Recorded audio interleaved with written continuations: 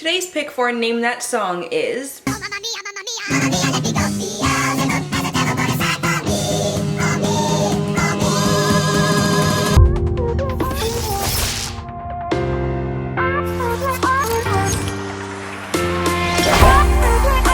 I sincerely hope that works out. Hey guys, it's Zoe, and today I'm going to be doing a late April springtime type book haul. It's going to be kind of large. I got 25 books in April, and I think a couple of these might be from March. I'm not 100% sure. There were a lot of sales. My mom gave me some books. I got 2 subscription boxes. Probably too many books. I think I have a problem, but it's fine. Before I get into the haul though, the last pick for Name That Song was...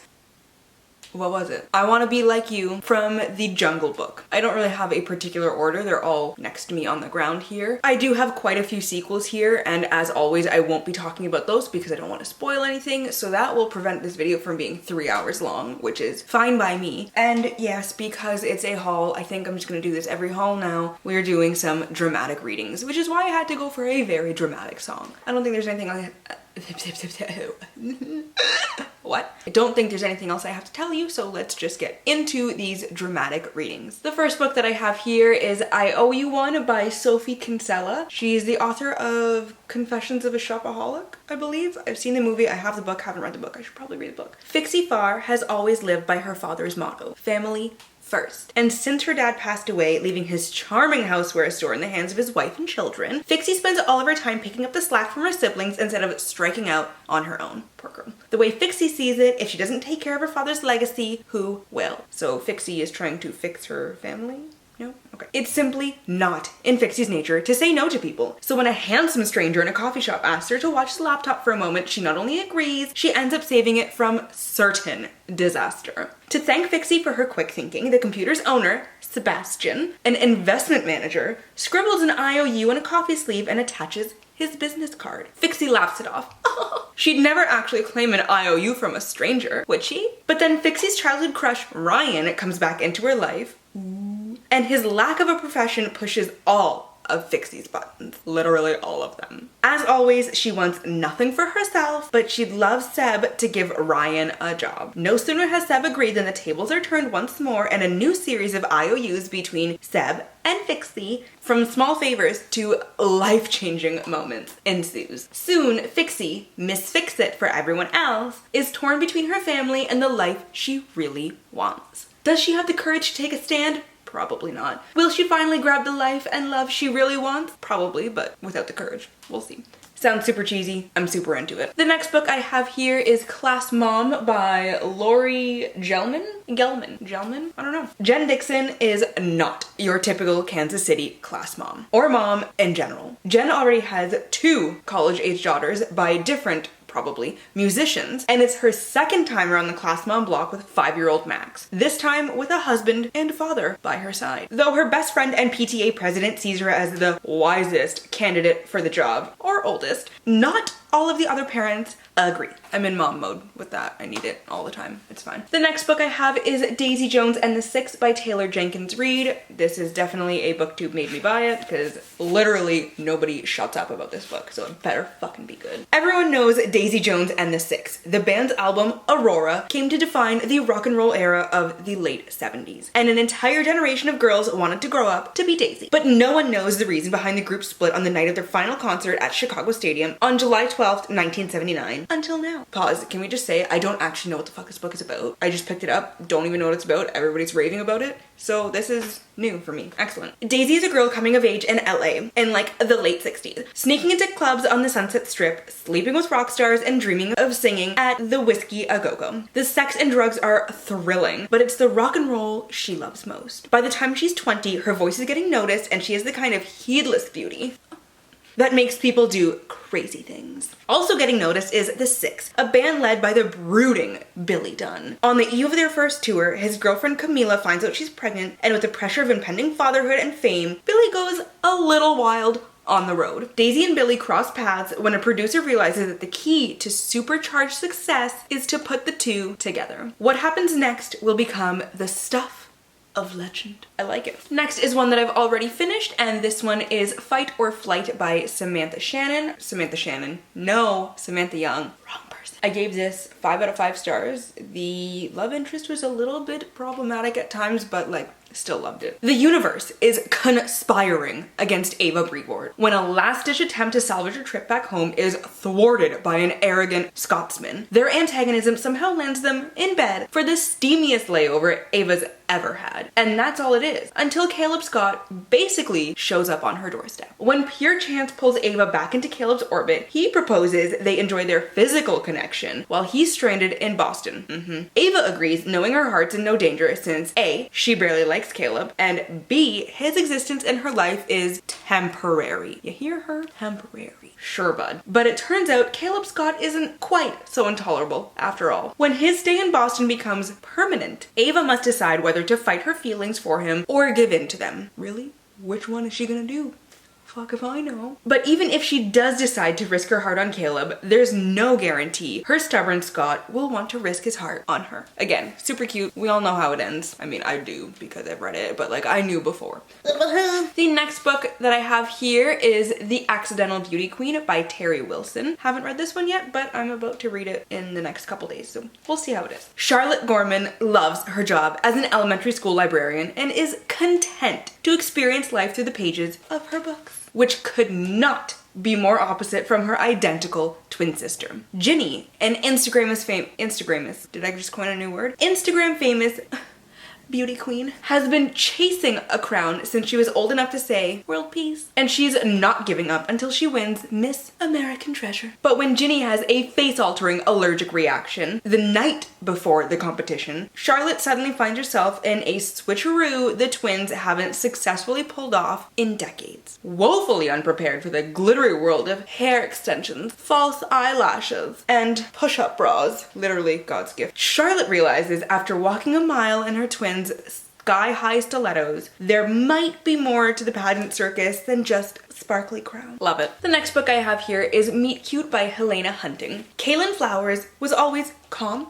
rational, and controlled, until she ended up sprawled all over Daxton Hughes, the former actor she totally crushed on as a teenager. Then she did the unsinkable. She became a mortifying fangirl in 5 seconds flat, which may or may not have included professing her undying love. And oddly, he didn't run away. Count it as a win, honey, and just move on. In fact, their meet cute led to a friendship she never saw coming. Of course, she never saw his betrayal coming either. Well, obviously, honey, he just screams fuckboy, so like, again, cut and run when you have the chance. Jesus. Now, Dax needs her help. Of course he does. As guardian to his 13-year-old sister, he's in way over his head. That poor girl. Stuck with fuckboy as a parent. Great. And although Kaylin hasn't forgiven Dax, she isn't heartless enough to make him fend for himself either. Understandable. Soon, their friendly meetings turn into flirty dinner dates. Honey, why would you? And Kaylin can feel their chemistry as explosive as ever. But how can she possibly let her guard down again to a guy who has heartbreak written all over him? It's gonna be super cute, isn't it? But like, fuck boy. Next, I have one that my mother gave me, and she says it's amazing, so I'm probably gonna fucking love it. This one is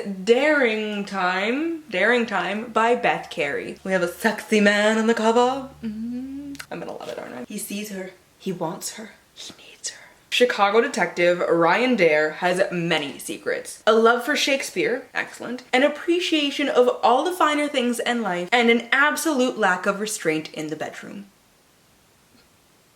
Okay. Now he has an even bigger secret. In every shifting shadow of the sprawling mansion he's recently inherited, sign me up, he can see her. Tempting, ethereal, and untouchable. Wait, I'm sorry, what? Hope Stillwater inhabited the mansion in 1906. When was this shit written? 103 years before this was written. And now, raw desire has formed a conduit between these two passionate souls, separated by the barrier of time. Daring time. Like time is getting a dare, not like, ooh, it's a daring time. I get it now. Now he has to have her. Intoxicated by each other's presence, Ryan and Hope are closer than ever to crossing that inviting boundary between two worlds. Fucking time travel? Okay. Ghost? He's fucking a ghost? Swear to God, was up in there last year. A ghost tried to fuck me. You ever been fucked by a ghost? But there is one grave danger. I see what you did there, Sunshine. Ryan's job has put him on the trail of a depraved criminal in an investigation that's risking Hope's eternal fate. What are they gonna like dig up her body and then like her spirit can't inhabit the place anymore? Like what the fuck? She lived 103 years ago. What the fuck? Okay. Now he must do whatever it takes to change history, protect Hope from harm, and set his own desires free. So is the criminal time traveling? I'm so intrigued. Part gritty cop drama, a smidge of historical, a little bit of the paranormal. Yeah, because he's fucking a ghost. Jesus Christ. All luscious sensuality. Another fabulously hot read. Okay. A thrilling, seductive twist on time travel. So like time travel, actual time travel. I'm so intrigued. Okay, let's just move on. The next one I have here, I got in the Owl Crate box. Yeah? Yeah, because this is a totally different cover. Okay, yeah, this is the Owl Crate box. Wicked Saints by Emily A. Duncan. I have seen this book everywhere. I wanted to pick it up. I do like this cover. I like the original cover too, though. But I still don't know what this one is about, so let's find out. Some stories are so beautiful, so brutal, that they claw at your heart and refuse to let go. Welcome to the world of Wicked Saints, an epic, passionate novel that you won't soon forget. Prepare to meet a girl named Nadia, who hears the whispers of the gods inside her head. Should probably get that checked out. A prince surrounded by desperate suitors and deadly assassins. A monster hidden behind pale, tortured eyes. Draco Malfoy, hey, hit me up. And a smile that cuts like a knife. The paths of these three characters become entwined during a centuries-long war filled with sinners and saints, magic and mystery, and a star-crossed romance, Jesus Christ, of course, that threatens to tip the scales between dark and light forever. I've heard some things about how it's like super fucking dark and like I'm here for that, but if the romance takes over and we don't get the actual story and it's just like, oh my god, I'm in love, but like we can't be together, but I'm in love with you now, I'm gonna fucking kill someone. I'm excited. The next book is from the Fairy Loot box then, if that one's from the Owl Crate, and it has sprayed edges, so it's usually Fairy Loot. Fairy Loot. This one is Nocturna by Maya Maya. Also don't know what this is about. Magia para todos. Magic for all. I'm here for that, okay. To Finian Voy, magic is two things. A knife to hold under the throat of everyone who crosses her, and a disguise she shrugs on as easily as others pull on cloaks. As a talented face shifter, it's been years since Finn has seen her own face. And that's exactly how she likes it. You know what? The self-hate, honey, work on it. But when she gets caught by a powerful mobster, she's forced into an impossible mission. Steal a legendary treasure from Castellan's royal palace or be stripped of her magic forever. To Prince Alfred, magic is an escape, but one that comes with a price. First in line for the throne after the disappearance of his older brother, something sketchy happening there, Alfie is desperate to find him and bring him home, even if it means dabbling in forbidden magic. So, brother is missing. Did he just run away? And then he's gonna be joining like the other side and be like, you guys did this to me. Nobody understood me and now I found a place with the people who are trying to kill everyone. I wouldn't be surprised if that's how it worked out. And when Finn and Alfie's fates collide, they realize magic can be other things too. And the type they accidentally release into the world is something neither of them expects or understands. It's hungry. So they had sex and then it's sex magic and it's like boof or like love or some shit, but like sex magic.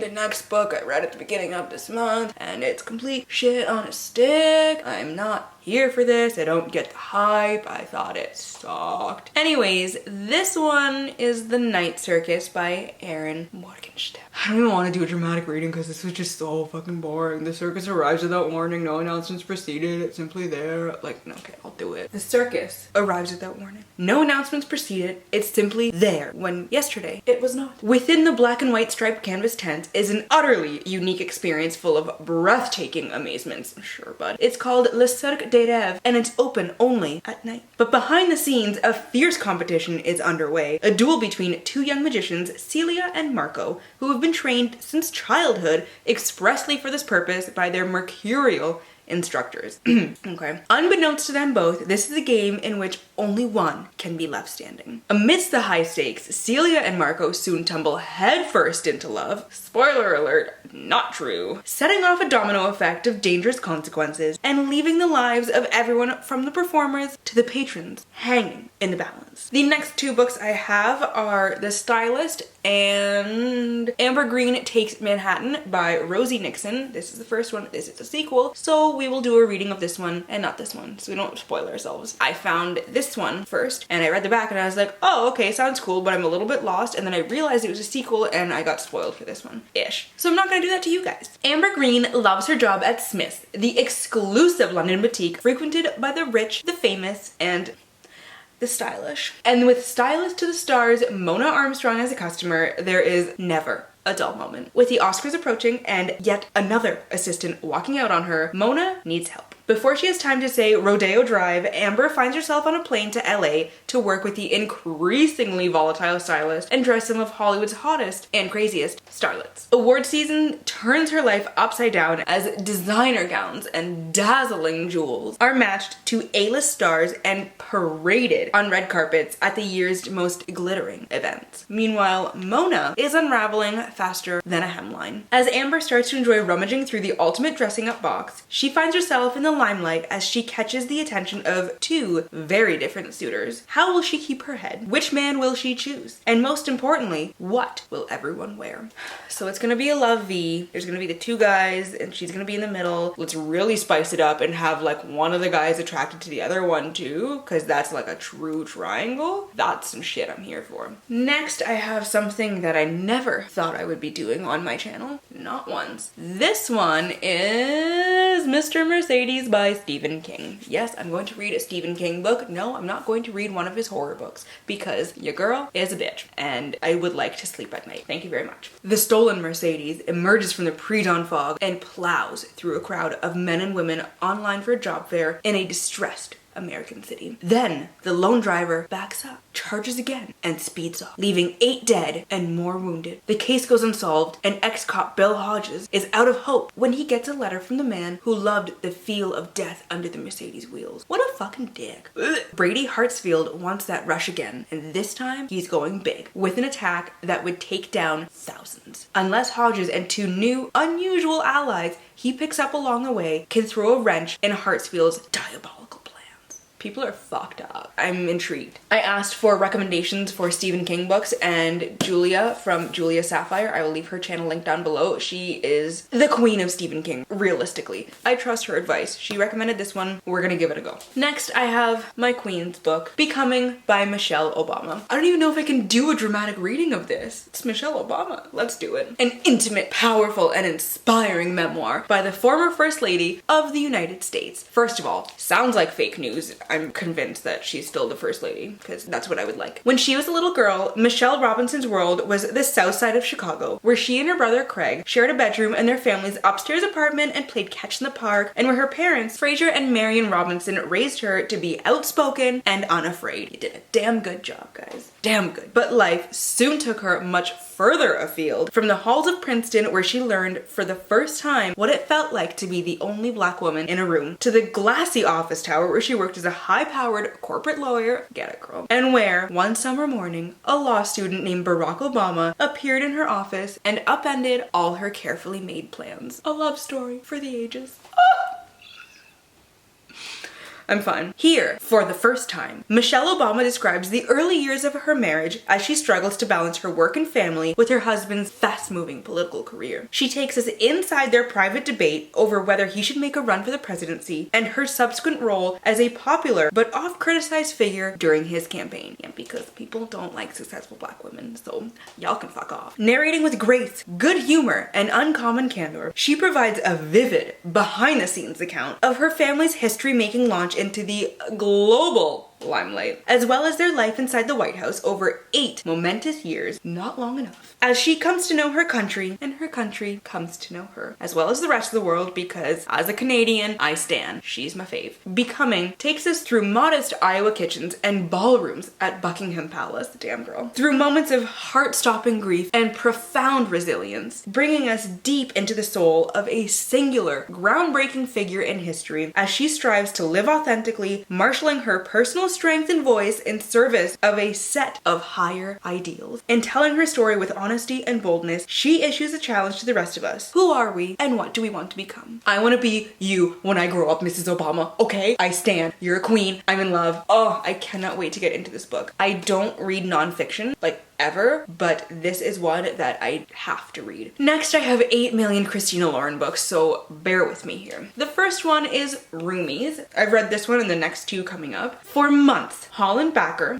or Baker, I don't know, there's 2 Ks, so Baker, has invented excuses to descend into the subway station near her apartment, creepy, kind of gremlin-ish, okay, drawn to the music performed by her street musician crush. Lacking the nerve to actually talk to the captivating guitarist, fate steps in one night in the form of a drunken attacker. Calvin MacLeod rescues her, but quickly disappears when the police start asking questions. Using the only resource she has to pay the brilliant musician back, Holland gets Calvin an audition with her uncle, Broadway's hottest musical director. When the tryout goes even better than Holland could have imagined, Calvin is set for a great entry to Broadway. Until his reason for disappearing earlier becomes clear. He's in the country illegally, his student visa having expired years ago. Maybe get that figured out sooner rather than later, bud, so you're not in this position, but like, okay. Seeing that her uncle needs Calvin as much as Calvin needs him, a wild idea takes hold of Holland. Impulsively, she marries the Irishman, her infatuation a secret only to him. As their relationship evolves and Calvin becomes the darling of Broadway, in the middle of the theatrics and the acting not acting, will Holland and Calvin realize that they both stopped pretending a long time ago? Fucking better. It's a hot Irishman. What the fuck, man? Get on that. Next is Dating You, Hating You by Christina Lauren. Yes.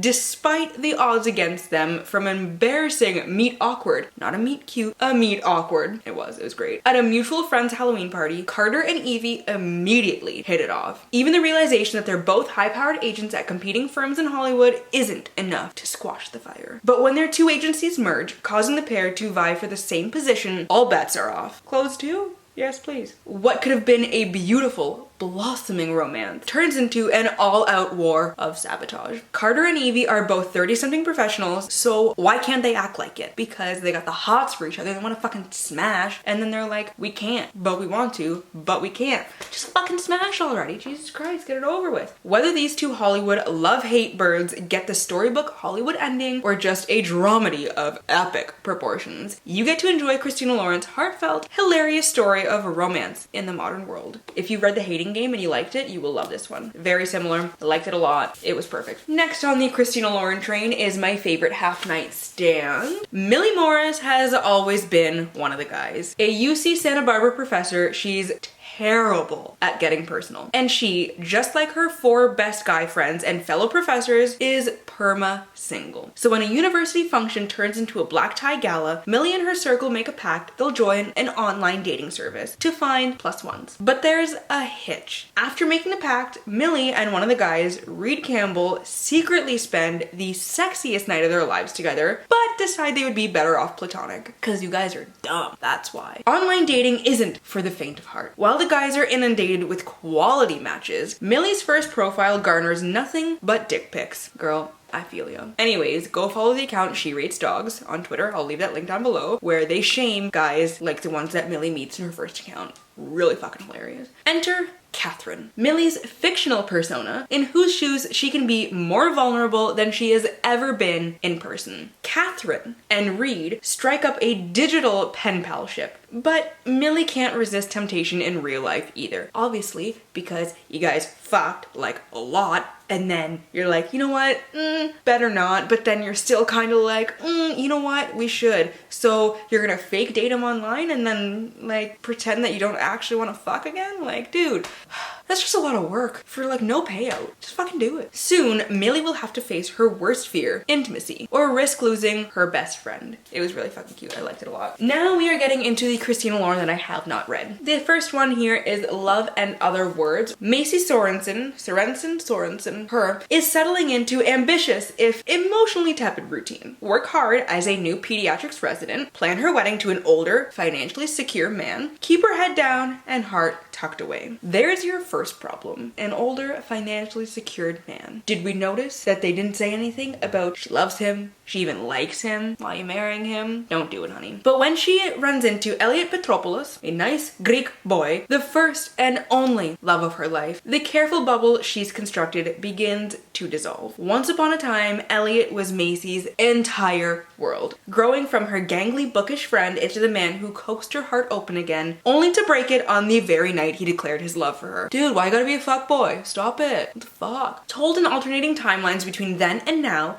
teenage Elliot and Macy grow from friends to much more. Spending weekends and lazy summers together in a house outside of San Francisco, devouring books, sharing favorite words, and talking through their growing pains and triumphs. Super fucking cute, so of course he's gotta go and ruin it. As adults, they've become strangers to one another until their chance reunion. Although their memories are obscured by the agony of what happened that night so many years ago, Elliot will come to understand the truth behind Macy's decade-long silence, and will have to overcome the past and himself, mostly himself, to revive her faith in the possibility of an all-consuming love. So that's why she doesn't even fucking like the guy she's marrying, because she's like, why do it? Just gonna break my heart, because dick ass here did it first. Makes sense. Next, I have 5 books from the Beautiful series. Beautiful Bastard? Beautiful? Is it just called Beautiful? Yeah, just the Beautiful series. I don't know what order these are in, I just know that Beautiful Bastard is the first one. So there's Beautiful Bastard. Wow, that's falling. This is not a good idea. Beautiful Stranger, Beautiful Secret, Beautiful Player, and just Beautiful Me. I know Beautiful Bastard. Oh my god, I know Beautiful Bastard is the first one, so we're just going to read the synopsis of this one. An ambitious intern, a perfectionist executive, and a whole lot of name calling. Hate to love, yes! Yes, bitch. I love it. Okay, we're good. Whip smart, hardworking, and on her way to an MBA, Chloe Mills has only one problem. Her boss, Bennett Ryan. He's got a last name as a first name and a first name as a last name. Okay, Bennett, sure. He's exacting, blunt, and inconsiderate, and completely irresistible. A beautiful bastard. I'm here for it. He's a fucking dick. Let's fucking smash. Love it. Bennett has returned to Chicago from France to take a vital role in his family's massive media business. And if I'm right at all here, that's not the only thing massive happening in this book. He never expected that the assistant who'd been helping him from abroad was the gorgeous, innocently provocative, completely infuriating creature he now has to see every day. Despite the rumors, he's never been one for a workplace hookup. So everyone thinks he's a fuckboy, and he probably is, but like, you don't shit where you eat until now. But Chloe's so tempting, he's willing to bend the rules or outright smash them. Get it, girl? If it means he can have her all over the office. I accept. As their appetites for each other increase to a breaking point, Bennett and Chloe must decide exactly what they're willing to lose in order to win. So here's the thing. I love romance, right? Especially adult romance lately. It's my jam. I've been reading too much fantasy and I just need something to like decompress. Most of these are just standalones. This is a very long series. There's like 9 books in this series, at least. Something like that? Shit, I don't know. It's like 10 books in this series. We get the whole shit. I love it. Finally, our 2 books in another Christina Lauren series, but I don't have the first one, so we're not gonna read this. But I have Wicked, Sexy Liar, and Dark Wild Night. I don't actually know what this series is about. My mom gave me these. All I know is that it's Christina Lauren, and it's like a 4-book series, 5-book maybe, and my mother recommends them. So my mom recommends them, I gotta read them. She's not usually wrong. I love you, mom. That's that on that. There's like an hour of footage right now. Great. Let me know down below in the comments if you've read any of these books and what you thought about them. Forgot what I was gonna say. And let me know any books that you've got recently that you are super excited to get into. I don't know which one I'm most excited to read because I'm super excited about all of them. If you're just passing through and don't have a lot of time to leave a comment, drop some hearts down below, preferably purple ones because that's my favorite color. As always, to stay updated with my current reads and how I'm feeling about them, you can follow me on Instagram, Twitter, and Goodreads, all at Your Book Nerd Zoe, which I will leave linked down below in the description box. If you like this video, please give it a thumbs up and subscribe, and I hope you all have a wonderful day and get at least a little bit of uninterrupted reading time. I'll see you in the next one.